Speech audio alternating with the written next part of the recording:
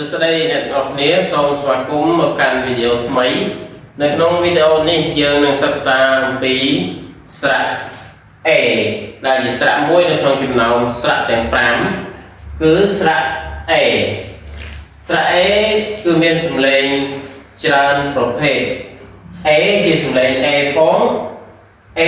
ទៅជាសំឡេងស្រៈ I ផង A ទៅជាសំឡេងស្រៈ A ផង A ទៅជាសំឡេងស្រៈ O ផង A ទៅជាសំឡេងស្រៈ E ផងប៉ុន្តែនៅក្នុងវីដេអូនេះteacher លើកយកតែ A សំឡេង A មួយតែប៉ុណ្ណោះដើម្បីមកបញ្ជាក់ឲ្យអ្នកទាំងអស់គ្នាបានស្គាល់នៅក្នុងវីដេអូនេះអញ្ចឹងយើងមើលសំឡេង A វាកើតចេញពីស្រៈ A ទី1ឧទាហរណ៍ដូចជាពាក្យថា baby take ball paper station A គឺមានសំឡេងជា A ដល់ពេលទី2គឺ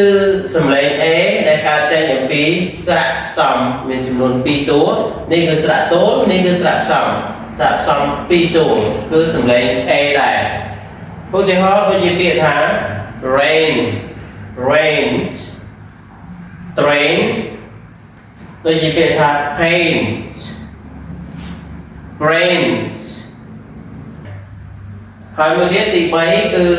សំឡេង A ដែរវាកើតចេញអំពីស្រៈ A បូកនឹង Y គឺមានសំឡេង A ដែរដូចជាពាក្យថា days place stay say គឺយើងបញ្ចេញសំឡេង A ដែរស្រៈ A ដែរទី4នៅទី4គឺ A បូកនឹងជនជាអ្នកមួយជាងបូកនឹងស្រៈ E ក៏វាចេញសំឡេង A ដូចគ្នាដែរឧទាហរណ៍ដូចជាពាក្យថា cakes name rails place គឺវាមានសំឡេងស្រៈ A ដែរប៉ុន្តែវាជាសំឡេងខ្លីដូចពាក្យខាងដើមនេះគឺជាសំឡេងវែងដូចពាក្យថា day ដូចពាក្យថា rain ដូចពាក្យថា rains វាគឺជាសំឡេងវែង long sound មួយទៀតគឺទី5គឺសំឡេង A ដែលកើតចេញអំពីស្រៈ E និងស្រៈ A បង្កើតទៅជាសំឡេង A ដែរដូចជាពាក្យថា break ពាក្យថា great និងពាក្យថា state ទី6គឺសំឡេង A ដែលកើតចេញអំពីស្រៈផ្សំនឹងព្យញ្ជនៈមាន E I G A គឺផ្សំ4តួស្រៈផ្សំ4តួវាមានសំឡេង A ដូចគ្នាឥឡូវយើងមើលឧទាហរណ៍គឺដូចជាពាក្យថា eight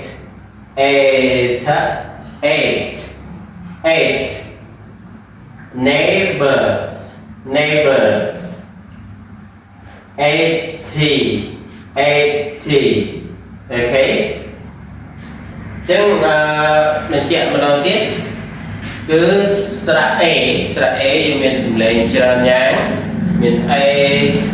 មានស្រៈ I មានស្រៈ E មានស្រៈ A មានស្រៈ O ប៉ុន្តែនៅក្នុងវីដេអូនេះយើងលើកយកតែស្រៈ A ដែលមានសំឡេង A ដែរដូចជាទី1 A មានសំឡេងជាស្រៈ A ដូចជាពាក្យថា baby long sound table paper station ហើយទី2គឺស្រៈ A កើតចេញពីស្រៈផ្សំ2តួគឺស្រៈ A និងស្រៈ I ដូចជាពាក្យថា rain drain paint brain ហើយទី3សំឡេង A ដែលកើតចេញអំពីស្រៈ A និង Y ដូចជាពាក្យថា day place stay say មួយទៀតទី4គឺ A កើតចេញអំពីស្រៈ A បូកជាមួយនឹងជនជាអ្នកមួយជាងបូកនឹងស្រៈ E ដូច ជាពាក្យថា cakes cake ជាសរសោន cakes name prayers place ទី5គឺសំឡេង A ដែលកើតចេញអំពីស្រៈផ្សំចំនួន2តួ